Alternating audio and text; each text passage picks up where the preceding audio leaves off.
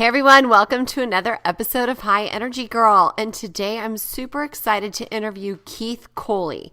Now, Keith has been a Chinese medical intuitive for over 14 years and graduated with a master's degree from the Academy for Five Element Acupuncture in 2004. He has seen many patients over his career and has come to know that the healing of the heart is the ultimate healing for all of us. In this show, we talk about Gong, we talk about the NES wellness system, and a lot of other things. So I can't wait for you to hear the show. Let's go say hi to Keith. You strive to keep your family healthy, bosses and employees happy, and the home life smooth. But now it's time to focus on you. This is High Energy Girl, a fun show focused on helping you get healthier and feel amazing. It's time to ditch the excuses and start living your best life. Here's your guide to help you increase your energy and empower your life. Health coach and personal trainer, Tracy Gluheit.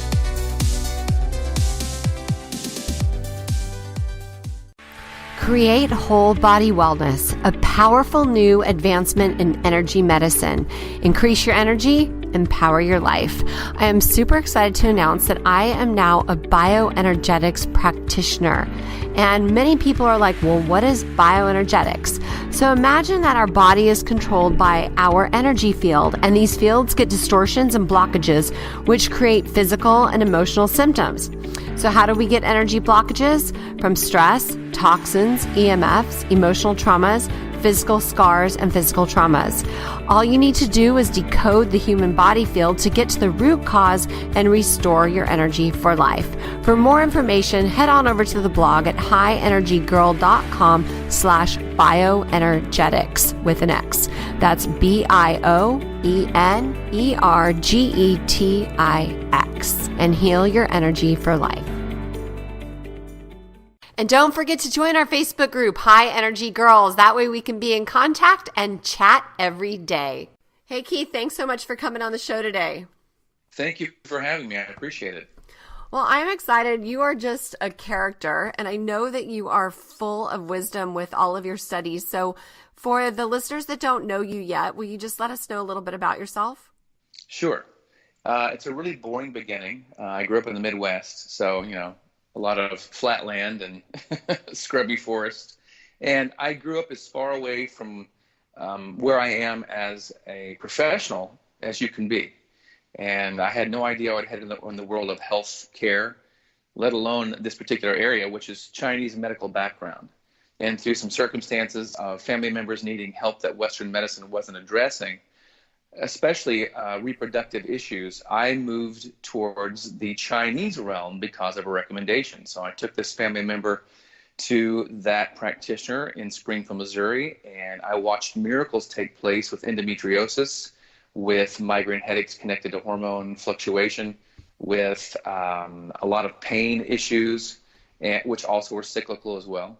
And I was blown away. And then I had treatment myself, and I was like, okay, this is it. I've been curious about the world of energy since I was a child, and this seems like a great avenue to pursue that.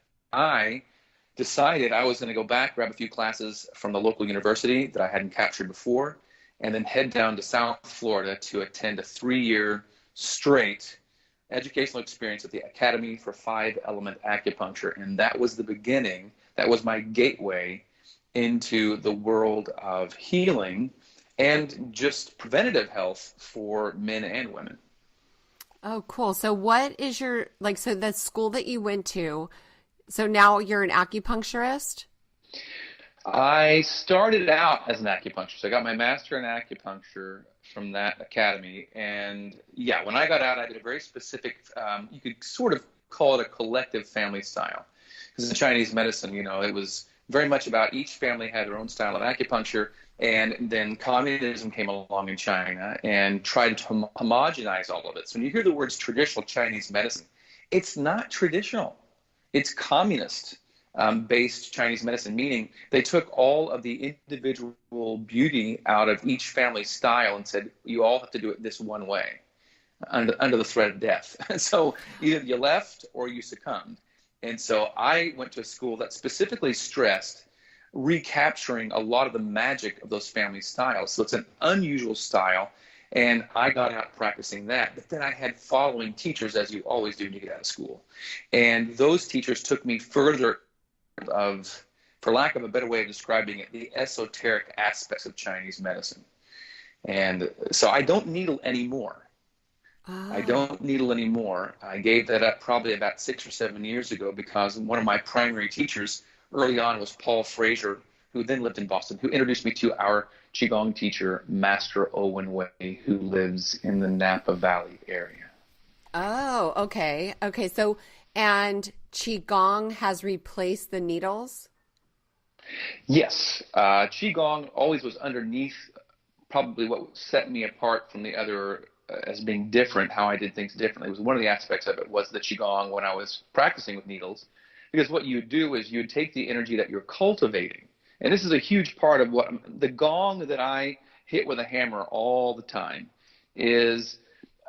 I did talks when I lived in Nashville not too terribly long ago. We moved from there recently, and I would give these talks in town called Life Force, the missing variable from the health equation. And what that means is we talk about detoxification, we talk about cleaning everything out and the right balance of this and the other, but harmony is, and harmony is often not talked about in the Western, even alternative world of medicine, and certainly not the idea of life force. So the Qigong is about cultivating life force, and very few things I've found actually did this. And so when you have that as your backdrop, your foundation, no matter what your tools are, that is what is fueling your tools, whether it's needles, whether it's massage therapy with hands-on that way, whether it's hands-off, whether it's a My Health, which we can get into in a little bit, in your hands. All these things are given an much extra boost by the energy you've cultivated through Qigong. Qi, in this case, stands for life force. Gong is what we would call cultivating or work. So it's life force cultivation or life force work.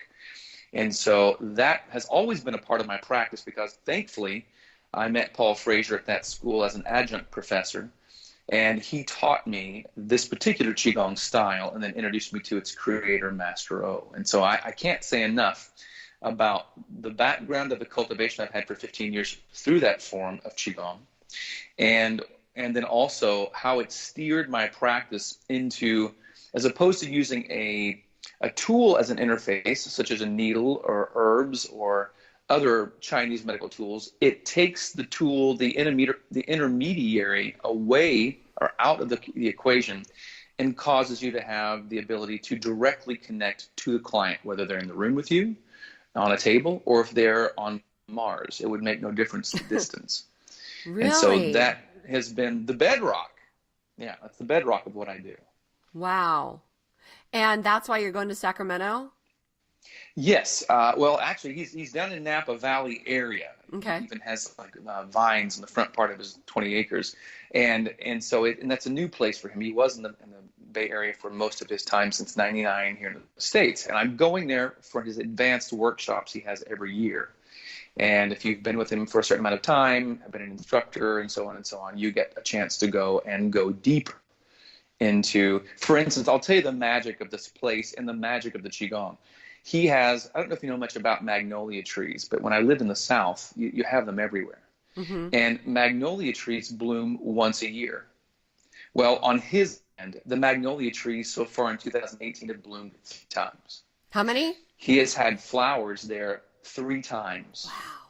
He has had flowers there blooming all year long, far, far past their window of blooming. The plant life there does not respond like it does anywhere else. Now, why is that? 2 reasons primarily. One, he takes the energy that he cultivates every day and he infuses his land with it. Then he has such a great relationship with nature that he requested that the plant life there bloom more often so that his students could enjoy their beauty. And therefore you have a land of 20 acres that does not act like land anywhere else that I've ever heard of. And that's not a fantasy, that's a reality. You can go there and witness it. And that's the kind of world I stepped into when I was introduced to Master O and the idea of energy cultivation. So if that life force can be infused into land, what do you think it does when it's infused into human beings or animals? Oh my gosh. Oh, Magic. wow. That is crazy. Health is restored. Wow. Yeah, Okay. it's crazy. It is crazy. Trust me. My mouth still drops open at the whole thing. Wow. I want to learn how to do that. That is something I'm very interested in learning because, I've always wanted to be a healer ever since I started studying nutrition in 2007. And that seems to be something that, if you could actually make a difference in nature, that's a miracle. It is. And since we are an extension, and really we are a part of nature, that's the part that the modern era has created this sense of disconnect from nature because of our climate-controlled environments. We go from climate-controlled vehicles to climate-controlled buildings, and a lot of us just don't have that kind of connection that most of human history we've had.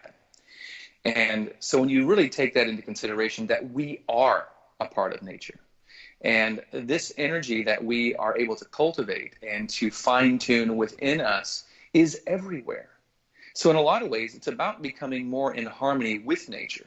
To get into women's health, which has been my major focus for 15 years, because that's the way it works. Just to be quite blunt about it, men are very difficult, usually in my experience, to encourage them, to convince them to pay attention to their own health. Women seem to be innately more in tune with what's going on in their bodies. And I have a few reasons why I think that is. Being a guy, it's always speculation because I don't know from experience, obviously. but women are really great at it. And you look at a woman's reproductive cycle, and she just has to pay more attention to it. It draws her attention to it. Men don't have that blatant, signs going, hey, pay attention. And so when you think about how we've disconnected as a modern culture from nature, we have lost that sense of connectedness and the internal synchronization with the external world, meaning nature. When those are synchronized, when you're synchronized with fall, when your internal environment is synchronized with winter, then everything works better. When you are disconnected from it, you have lost your planetary compass for your health.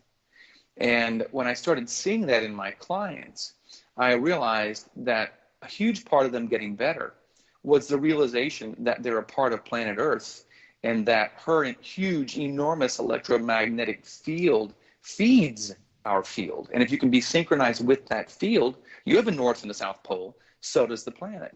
If you're synchronized with those poles within you and the Earth, then you automatically function better. You have more energy, you have more rhythm, your cycles are more in tune with the whole planet. So you're healthier. And so women have the beautiful advantage of having this obvious monthly feedback mechanism that shows them how in sync they are or not. And it's a beautiful thing, says a guy who doesn't have a monthly cycle. Yeah, trust me, it's not that beautiful. Mine's been gone for quite a while, and I'm celebrating that. Well, and it is a celebration. You're bringing up something beautiful. It is a celebration to move into that next phase of your life. Yeah, I think that I feel that way, but I think a lot of women don't. It's very frustrating, and it's, a difficult transition for many.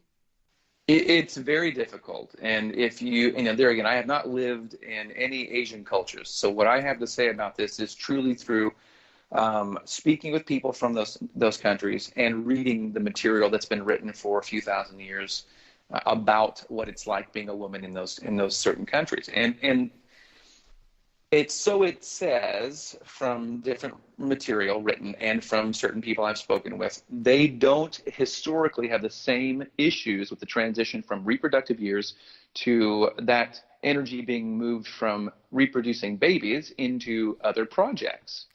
And they don't have historically the rough transition. And so the question's always been, why not?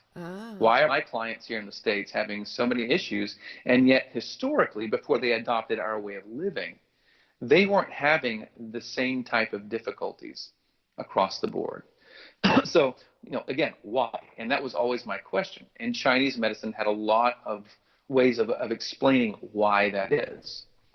And a lot of it is, and I've been sort of a male feminist now for the last 12 years, I'd say of the 15, once I had some realizations. Women are in modern times, from a male perspective, this male's perspective, are overloaded with a sense of responsibility on every front, with not enough support in their lives for all of that sense of responsibility. And that's one of the major reasons that there's so much chronic fatigue and so much adrenal insufficiency and you name it, thyroid dysfunction. Yes, environmental factors such as pollutants have been, no doubt about it. But also, it's the environmental, meaning the pressures that women have felt in their lives, holding down the fort in their house and holding down the fort in their job outside of the house, that they have been overloaded. And that's one reason why I saw so many women for 15 years. So, and it's been an eye-opener for this guy. Yeah, well, it's funny because, guys don't get it. Like, I have 3 sons and a husband, and, they only see what I go through, but they still think I'm wacky, And I feel like I have a step ahead of many other women just because of, my health lifestyle. But what would you say? So you just don't really know what the reason is other than the pressures of women here versus the women in old Asia?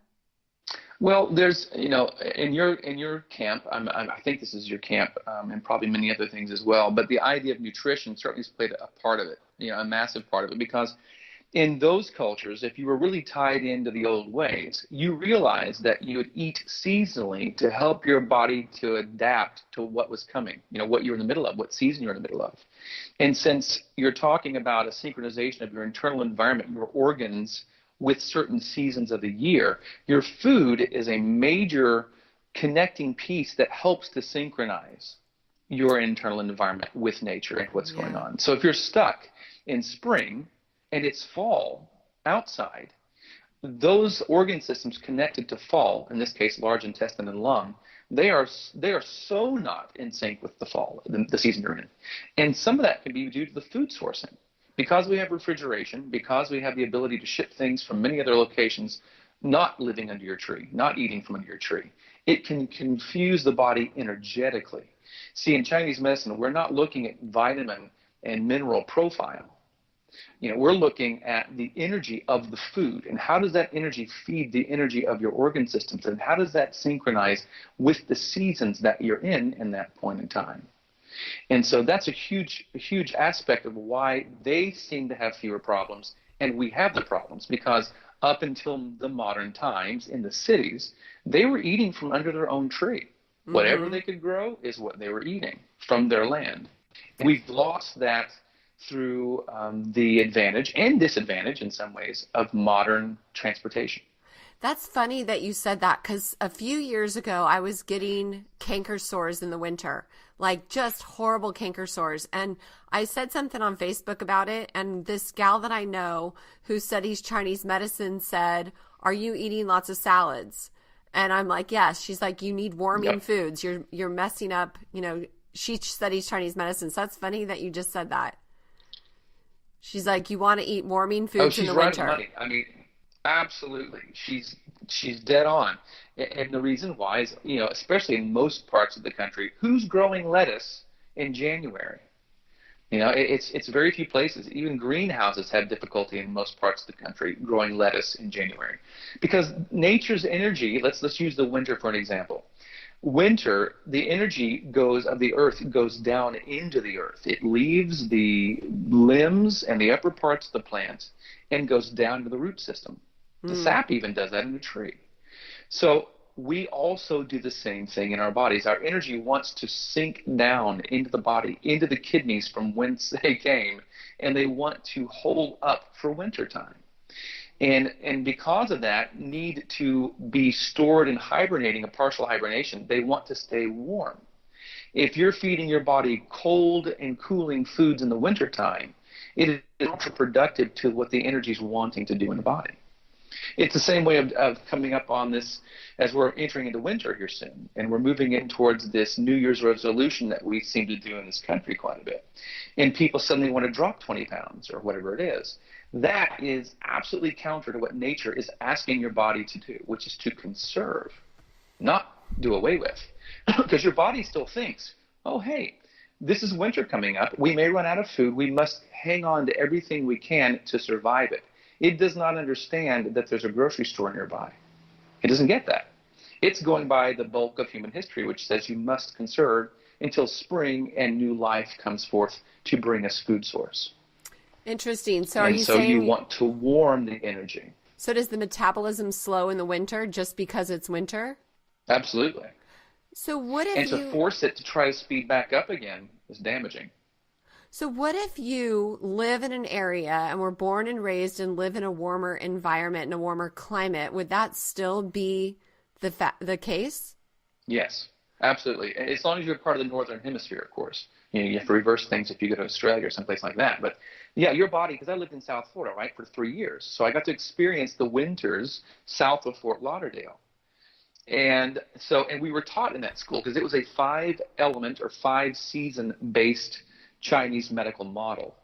And so we were encouraged to pay attention and feel the energy of the seasons as they were changing, even in a place as mild as South Florida. Now, being from Missouri, I had a full 4 seasons and got to feel it very distinctly in that environment. So it was challenging in South Florida when it's, people are throwing on coats when it's 60 degrees outside because they're not used to it for most of the year. And so you definitely would still alter your diet even in a place like South Florida or Southern California or South Texas, or pick your state. Interesting. Okay, I didn't realize that. I would think that it would just be depending on whatever environment, like if it was cold or warm outside. Well, look, there's exceptions, and there's a degree of mildness and degree of extreme that you have to factor in, certainly for where you're living. Some people have dysfunction in their digestive system, and we call it stomach fire. It's where there's too much heat in the stomach. And so they have to alter their intake to bring that system back to balance again. So maybe some cooling foods for that individual might be called for in late fall or something, whereas the rest of the population, you wouldn't want to do that because they don't have that particular dysfunction.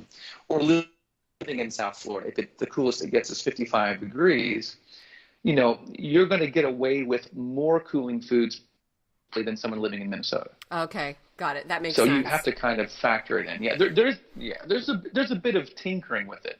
And Chinese medicine's not about hard, fast rules. It's about feeling your environment and responding to what you're noticing in your environment, not a lot of rules and regulations.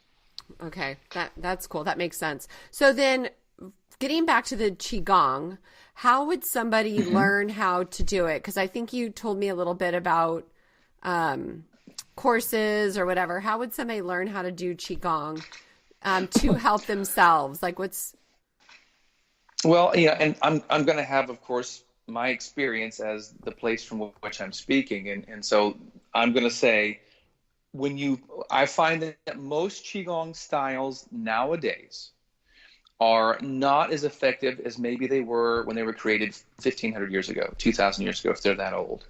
And you've played the whisper game maybe as a kid growing up? Telephone? Where you have a circle of... Or telephone, yeah, telephone. And so to make sure people are on the same page is what we're talking about here.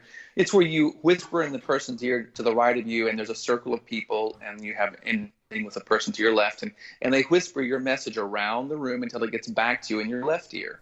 And you listen to how distorted that information is by the time it gets back around to you. And it's always distorted. It's never the same thing you said in the person to your right. Well, this happens through history with all kinds of information, which means it can also weaken the effectiveness of whatever it is that's being passed along through that oral tradition. And so when it comes to Qigong, it seems to be the case with many forms. And so anytime you're going to buy something like a Qigong form online, or back in the day, you buy it on DVD, or it's a course that you can self-study. It's not that it's not efficacious. It is. There's probably some value.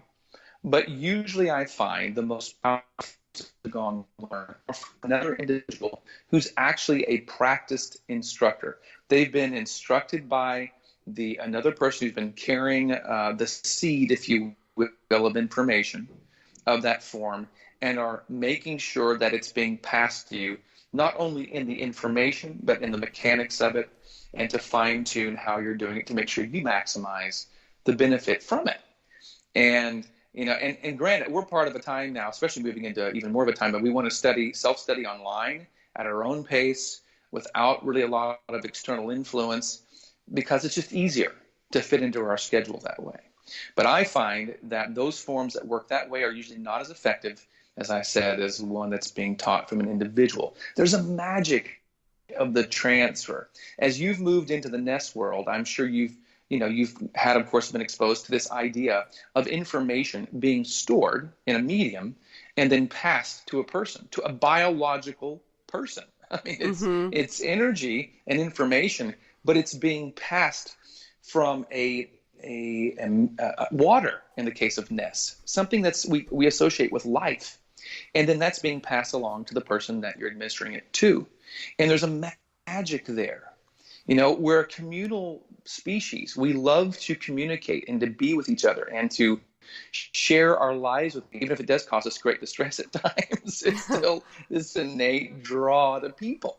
Yeah. So when you have a style of energy cultivation, people to me is the best way to do it. Okay, so you've said a lot that I want to ask about. So people to people, does that mean that like you go to a live local class type thing? It means that you can do that if you can find, let's say in Pongu Shun Gong, and I'll break that down for you. That just sounds like a bunch of Chinese words, which it is. Pongu basically means God, for lack of a better word, and Shun means spirit, and Gong means, again, to cultivate or to work. In that particular style, you'd find a practitioner in your area who could teach it to you in person. Or, as I have done with a lot of the NES practitioners around the world, I'll do it through Skype, or in this case, Zoom, some type of video conferencing. I've taught over 60 NES practitioners my particular style of Qigong in the last, since January of this year. I've taught over 60 strictly through online conferencing. Okay, that's awesome. I have to do because that. Energy does not have, it doesn't have the restrictions of distance with what we're doing. There is no restriction. And so when people ask me, like, well, how can that possibly work? Well, if you ask, I'd say most people, meaning over 50%, do you believe in prayer? And over 50% of the people I've talked to in my life have surely said, yes, I believe in prayer of some form. Well, then I ask the question, well, do you think you have to pray for the person in the same room, or can you pray for them from a distance? And most people, of course, say from a distance is perfectly fine. And that's how this works, if you will. What does that mean? It means that in quantum physics, we talk about quantum entanglement, meaning that when you come into contact with somebody, no matter how far apart you are, there's a connection that's made automatically. And distance is not a factor. That's why that works. And there's some quantum physics principles to back up that idea. I'm so fascinated by all that, Keith. Like I'm still only a month in, but it's mind blowing to me, and I love it so much. And so how does that differ from Reiki, or is it similar?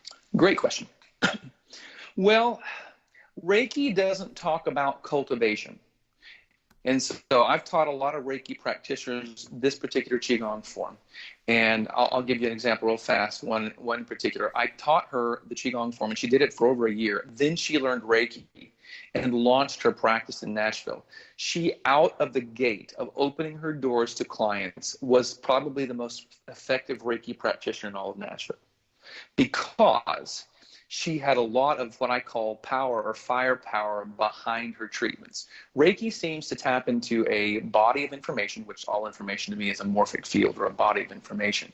And it allows anybody, I call it the gateway energy drug, meaning the gateway means it allows people who have no background to step in the world of energy work and to instantly have a degree of results.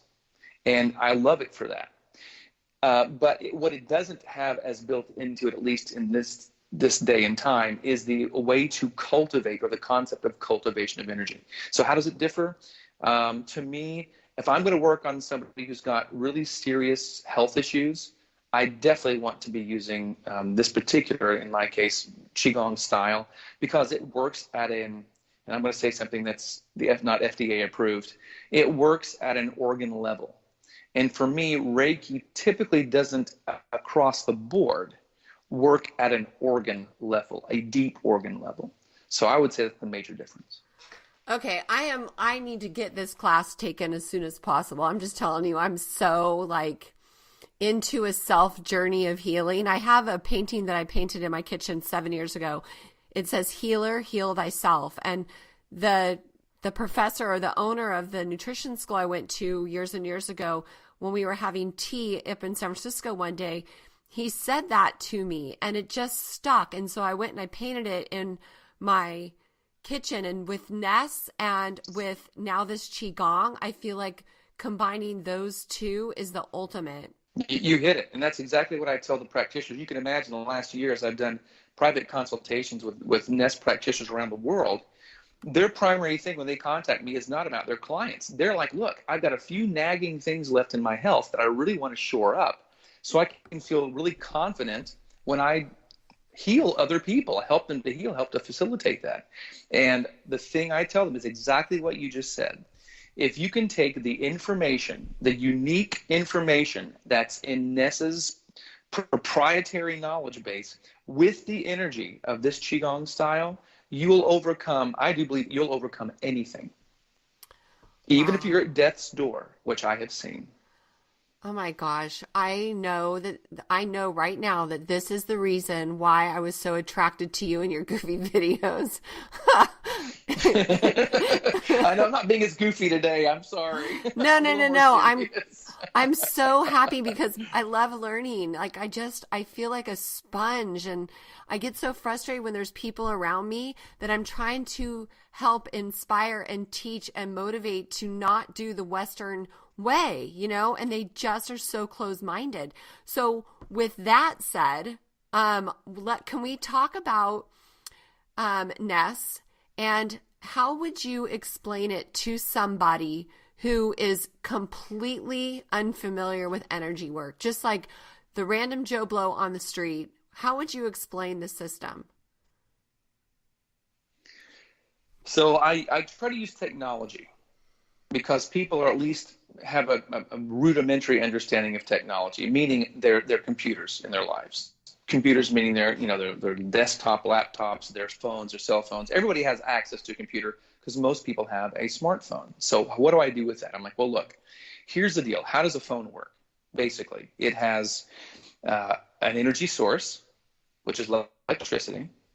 It has a mechanical aspects to it that allow all of the system to be running on. There's a physical presence, and there's information that is moved around within that device so that you can process more information, producing things. In this case, you can run applications, or we buy apps, right, to work on our phones. So how does Nest work? How do we make this analogous, human to computer? Well, you have a physical presence, of course, that everything works on. That's your body. You have an energy source like your phone or your computer, which is electrical, sort of, in its nature. And then you have an operating system, meaning how all your organs communicate with each other and everybody moves and flows and communicates to keep the mechanism running at optimal levels. But that takes specific information. And as you eat food and take supplements, you are installing apps to run on that operating system. So when we're talking about infoceuticals, which is what we call the structured water that carries the information that is unique to Ness, you are taking the equivalent of a flash drive that you'd have for your computer, and you're plugging it into the port, in this case your mouth, and you're administering the information on that thumb drive into your hardware, in this case your body.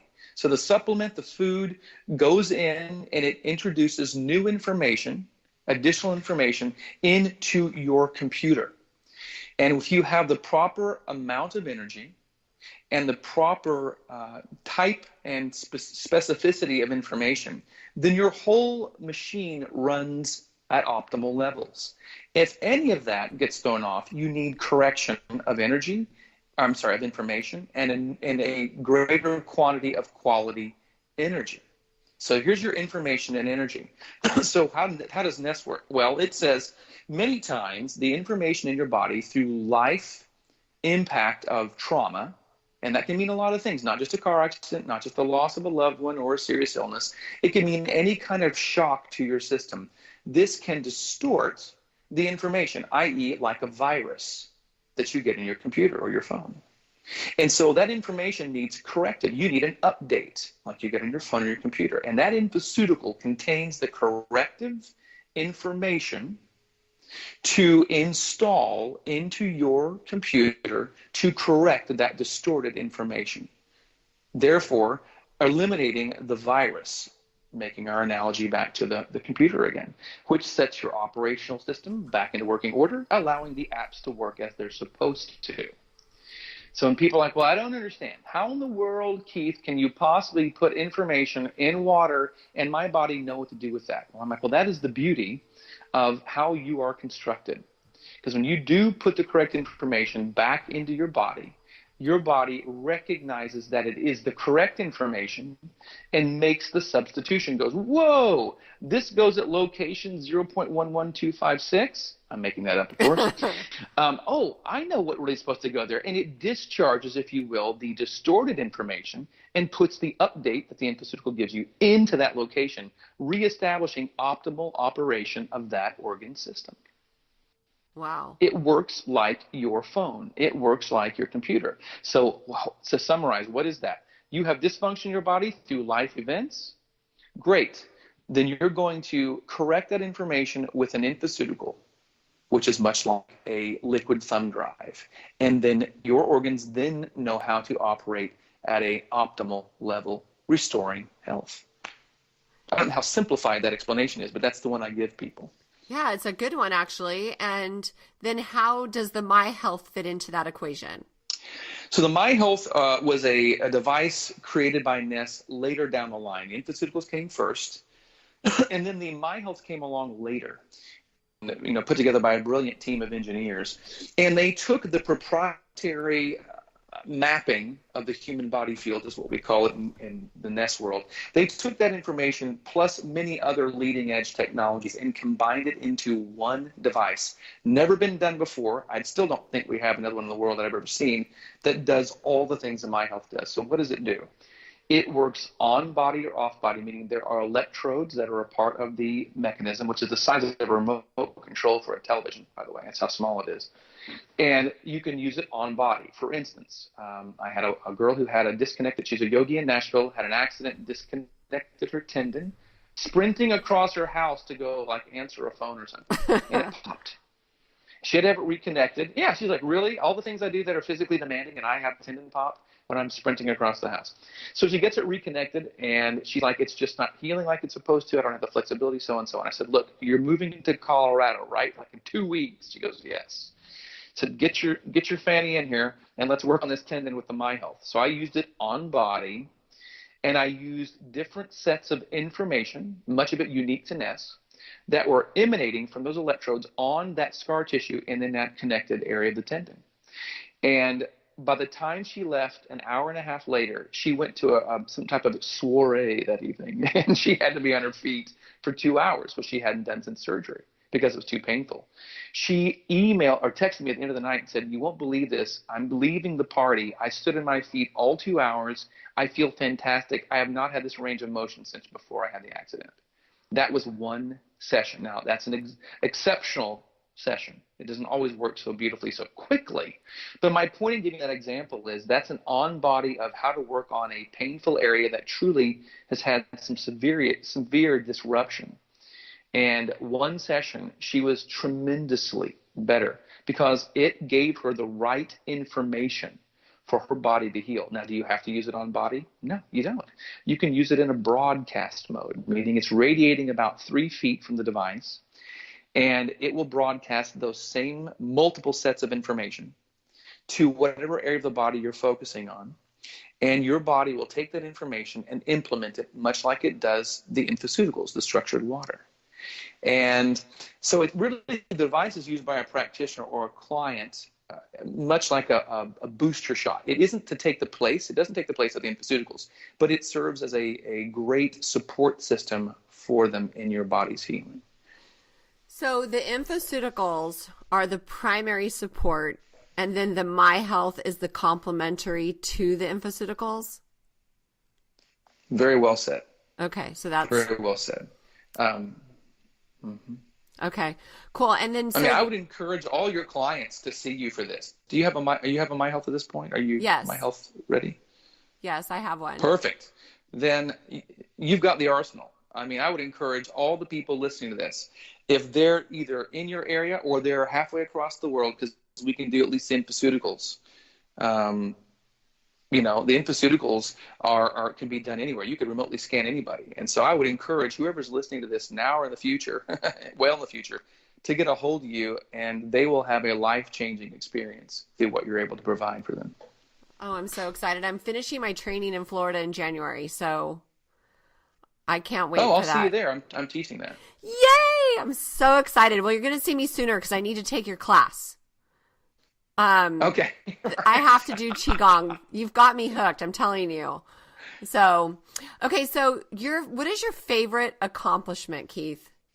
Ooh, wow. Nobody's ever asked me that before.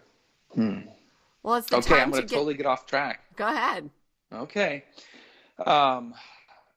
My greatest accomplishment at this point was about letting go of something. So I let go of a relationship, a long-term relationship, and I had the courage to go through that because it was a huge ordeal, to then, this is going to be so crazy, to be with my fiance now, Angel. And she has taught me more in the last 6 years than anybody has taught me in the prior, 41 years it would have been at that point. I'm 47 now.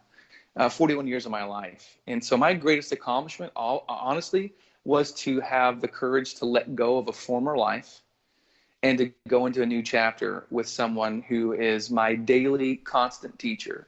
And she's taught me more about the beauty of women and men because of our potential as through her eyes. But I mean, she's taught me so much about what it means to go inside and take inventory and accountability of my emotions, accountability of my actions, of my thoughts, everything. She's taught me so much. And so that's been my greatest accomplishment, was what I let go of in order to turn a chapter. That's really cool. Is she also in the healing space? Oh yeah. She's the best. She's the best at what she does. And her ability to move into a person and to feel your deepest pain, to know your deepest pain, to help you to find what you just can't seem to suss out within yourself. And then to have because she does Qigong every day too. This is where she's got a great advantage over a lot of other practitioners in her field, is that not only can she help you identify what's going on inside of you so quickly, she has then the energy to help you to energetically change that pattern of dysfunction into something that's healthy. And so, yeah, she's magic. Wow, magic. That's lovely. I hope she can hear that explanation, because I think she'll be honored. That was really cool. Well, she's beautiful. That's awesome. I've been married. In February, it'll be 29 years. That's crazy. Wow. I know. Congratulations. Thank you. So what advice would you give to our listeners in closing here? Be open. Know that none of us, no matter how much education we've had, how much experience we've had in life, we only have scratched the surface of what there is to know. And I don't mean just more data in your brain. I mean deep knowing in the fiber of who you are that no one could shake you from. It's knowing, it's experiential, it is transformational when we can be open to new experience, new information, new transformation. And that's my biggest encouragement. If something draws you in, like you said today, if something draws you, listen to your heart and move in that direction and explore what is drawing you in. There's something there for you. So don't let fear or previous belief structure keep you from being curious. Yeah, that's awesome. I love that. That's so true. And that inner voice is there for a reason, The wisdom of the heavens moves through our hearts. That is the place, in my experience, of our connection to all the wisdom there is in the universe, is through your heart, not your gray matter in your head. Yeah, that's good. So how can people find you, Keith? Well, right now, our brand new website is still under construction because we made a move to Washington, state of Washington. So everything's built around out here. So it's all being retooled. So I can't send you to a website. However, I can send you to my Facebook page, which is a great way to connect. And that is very simply Keith Coley Life Force. Awesome. And we'll have a link to the show notes. That's my business connection. We'll have a link definitely in the show Absolutely. notes so people can actually just click on it and find you easily. So Perfect. Sounds fantastic. Well, you are just a doll, and I'm so thankful that you came on the show and shared your wonderful wisdom that I'm going to actually take advantage of and move forward in my well, I need it. I'm 53, it's like I have two aging parents that I do not want to go down those pathways. So I am trying to become the best version of myself possible. Then I can help others do the same, right? Absolutely. No, and you're on your way. I can tell. You've got the curiosity. That's all you need. Well, thank you. I'm pretty pumped. So thanks for coming on the show. I appreciated you taking time out of your busy day to do that. Oh, my pleasure. This has been a very, very lovely interview, and I'm very thankful you asked me. Thank you so much for listening. I just loved learning from him and his wisdom. And so more people can find this great show, and so more women can age younger, please head on over to iTunes, give us a rating and review, and share the episode with a friend who you think would benefit from this awesome wisdom of Keith. And thank you so much. Make it a great day.